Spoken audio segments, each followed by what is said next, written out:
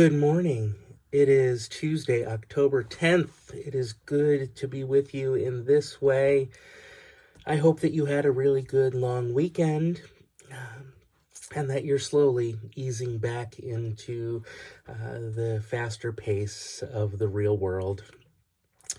This morning, we have a poem that for the second week in a row has to do with babies, childhood, new parents.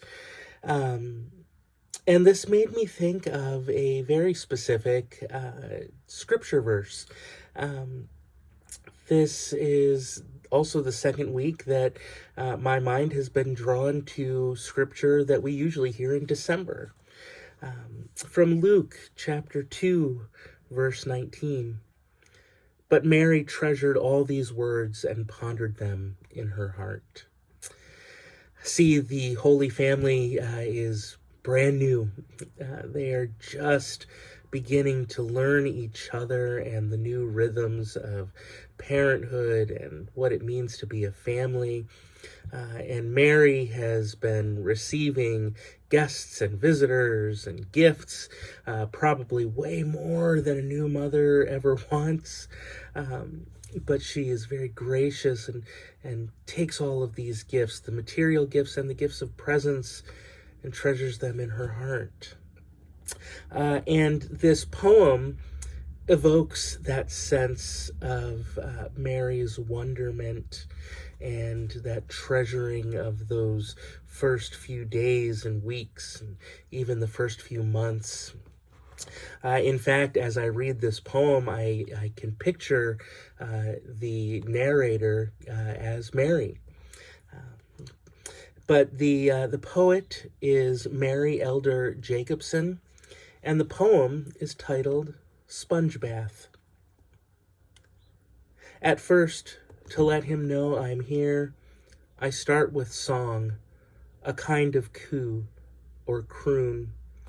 My voice breaks, morning waking into lullaby. I test the water at my wrist, hear the bare pulse point. Not hot, not cold, just warm. The wash basin. I dip the soft infant cloth into the wash basin. Swish, squeeze, damp, not dripping. I bring some order to our routine. Begin with crown, brow, temples. Traveling the topography of the face, ears, eyes, mouth, nose, all our animal pathways. I grow humbled by the whole of us. This space I find myself within, caring for another being, my newborn at home, only a few days old, a kind of gift that overwhelms to know we've only just begun to say hello. There is something very magical and holy about those first days of life as you begin to get to know a child. It is a very special thing.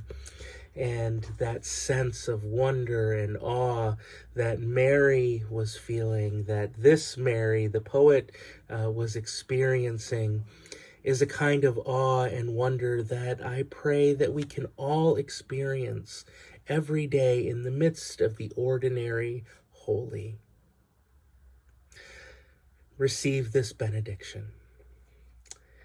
May the peace of the Lord Christ go with you wherever he may send you. May he guide you through the wilderness, protect you through the storm. May he bring you home rejoicing at the wonders he has shown you. May he bring you home rejoicing once again into our doors. Friends, I pray that this poem, that this meditation would sustain you as you move into the rest of this week, and I look forward to seeing you soon. Take care.